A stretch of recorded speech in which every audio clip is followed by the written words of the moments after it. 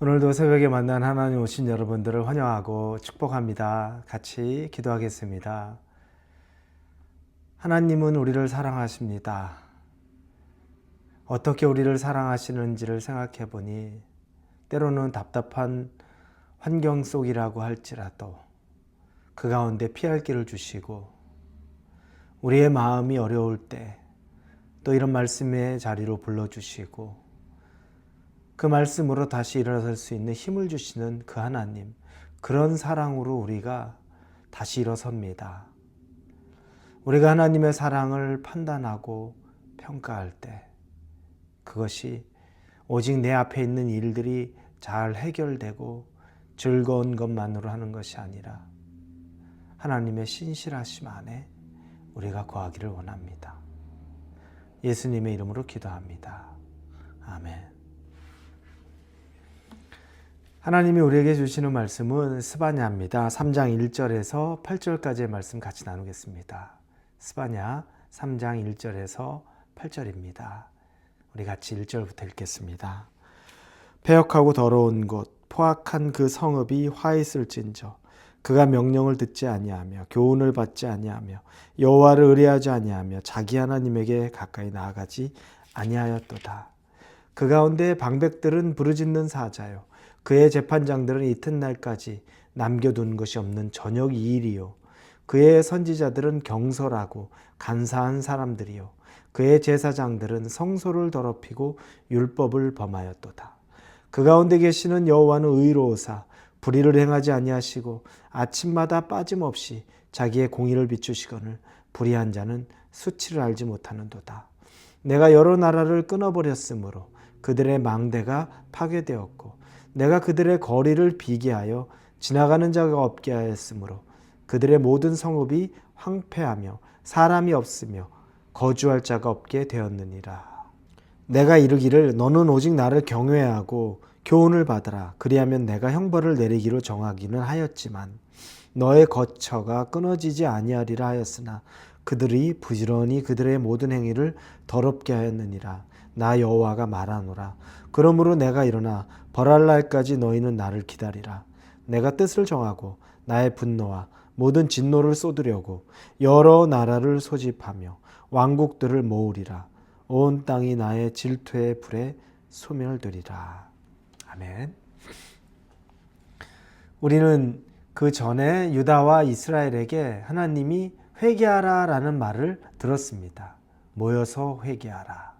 그리고 어제 본문에서는 이스라엘을 둘러싸고 있는 이방 나라들에 대한 심판입니다. 그들에게는 회개보다는 심판에 대해서 이야기합니다.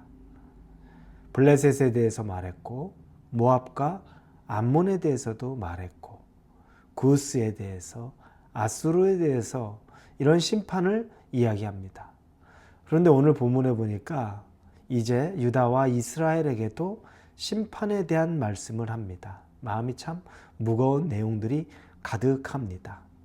왜 하나님이 결국 유다와 이스라엘도 심판하려 하시느라 2절에 우리가 보니까 그가 명령을 듣지 아니하며 교훈을 받지 아니하며 여호와를 의뢰하지 아니하며 자기 하나님에게 가까이 나가지 아니하였도다. 하나님이 그들에게 경고를 주고 뜻을 돌이킬 기회를 줬는데 사람들의 말을 듣지 않고 그 사람들은 예언자 선지자들이겠죠. 그리고 하나님을 경외하지 않고 하나님을 받아들이지 않고 그리고 하나님을 가까이 하지 않았다는 겁니다. 여러분, 심판에 이르는 길은 하나님 우리에게 분명히 경고 주고 사인 주는데 결국 받아들이지 않는 것, 변화되지 않는 것, 그게 바로 심판에 이르는 길이라는 겁니다. 참 두렵습니다. 하나님이 우리에게 아무 말도 하지 않고 어느 순간 갑자기 우리를 혼내시거나 우리에게 징계하시는 것이 아니라 이미 우리가 알 수 있는 언어로, 알 수 있는 상황으로 우리에게 충분히 말씀하시는데 중요한 건 우리가 하나님에게 돌아가지 않았다는 거죠. 그 말을 듣지도 않았고 행위를 변화시키려고 하지 않았고 하나님을 경외, 두려워하지 않았던 것, 그 책임에 대해 하나님이 분명히 이야기를 합니다.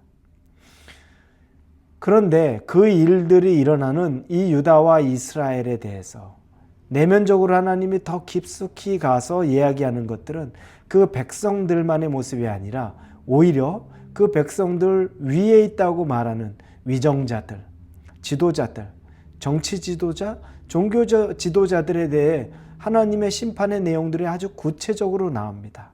3절부터 4절을 보면 그 가운데 방백들은 부르짖는 자, 그의 재판장들을 이튿날까지 남겨둔 것이 없는 저녁 일이다. 이제 그 정치 지도자, 관료를 방백, 관료를 얘기하고 재판장들, 재판관이죠. 그들은 아주 탐욕스럽고 저녁 일이 같아서 먹을 거리를 다음 날까지 남겨두지 않고 끝까지 먹어치우는 아주 더러운 욕심을 부리고 있는 사람으로 말합니다. 정치 지도자들은 탐욕에 가득 차 있습니다. 그런데 그들만이 아니라 4절에 보니 그의 선지자들은 경솔하고 간사한 사람들이요 그의 제사장들은 성소를 더럽히고 율법을 범하였도다. 예언자들은 분별력이 없이 아주 믿을 것 없이 경솔하고 간사한 사람들이고 심지어 제사장들은 성소를 더럽히고 율법을 더럽히고 있는 그 율법을 지키지 않는 자라고 말합니다. 그러니 망조가 든 걸 보면 정치가 엉망이 되고 종교가 엉망이 되는 건 당연합니다. 요즘 우리 정치 현실을 보면 종교 현실을 보면 어떻습니까? 목사라는 타이틀을 가지고서 오히려 부끄러운 이야기들을 더합니다. 목사를 자랑스럽게 얘기하는데 그 입에 나오는 이야기들은 부끄럽기 짝이 없는 정말 세상 사람들이 일반인도 말하기 어려운 더러운 말들을 하는 것이 목사라고 자연스럽게 이야기합니다. 온갖 욕설과 가머니설과 그리고 탐욕이 가득한 모습이 종교인에게 나오고 정치인들에게도 그 더러운 것들이 가득합니다. 그러니 이 세상을 살아가는데 이 나라가 온전히 서겠습니까? 어지러워지고 혼란스럽고 모든 백성들이 살기 어려운 그 나라가 되는 건 당연하지 않겠습니까? 우리에게 주는 하나님의 경고입니다. 종교, 우리 특히 다른 종교를 뭘 탓할 게 있겠습니까? 우리 기독교 하나님이 주시는 누구보다도 더 깨끗하고 다른 사람들을 사랑하고 섬기고 타의 모범이 되는 것으로 다시 복음으로 돌아가서 우리를 깨끗게 하는 일. 그래서 이 나라 사람들이 기독교인들을 우리 크리스찬을 보면서는 정말 하나님이 살아계시는구나. 다시 돌아가야 되겠다. 그것들이 이루어질 만큼 우리가 갱신되어야 합니다. 종교 지도자들이 갱신되어야 하고 성도들이 갱신되어야 합니다. 추접한 정치 몰입꾼들에게 우리가 우리 자신을 내어주면 안 됩니다. 정말 복음 앞에 새롭게 서야 합니다.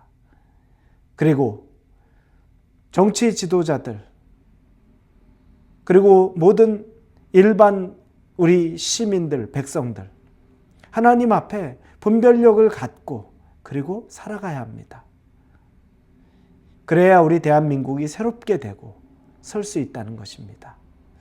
사랑하는 우리 홀리웨이브 성도 여러분, 우리는 이런 상황 가운데 기도하고 또 분별력을 갖고 뭘 들어야 할지, 뭘 듣지 말아야 할지, 어떤 길을 가야 될지, 어떤 길을 가지 말아야 될지 그 분별이 하나님 안에서 이루어질 수 있기를. 그리고 그 징계와 심판이 결국은 나중에 바벨론을 통해 포로로 잡혀가는 일까지 생기는데 그곳까지 가지 않도록 우리가 더 깨어 기도하고 우리가 더 먼저 변화하는 그 사람이 될 수 있기를 예수님 이름으로 축원합니다. 기도하겠습니다. 나라가 어지럽고 혹세무민 하는 그런 세력들도 나타납니다. 하나님, 이럴 때 우리에게 분별력을 주시고 사람과 사람을 사랑하고 이 나라가 다시 세워지는데 기독교인들이 오히려 기도하고 마음을 겸비하고 흩어진 마음을 모을 수 있는 그 중심에 설 수 있도록 하나님 우리를 사용하여 주옵소서. 속이는 선지자 같은 자들, 거짓된 예언자 같은 자들에게 속지 않고 오직 하나님의 말씀의 법으로 하나님만 의로우시다는 것을 인정하고 우리가 하나님을 바라보며 살아가는 백성들 되게 하여 주옵소서. 예수님의 이름으로 기도합니다. 아멘.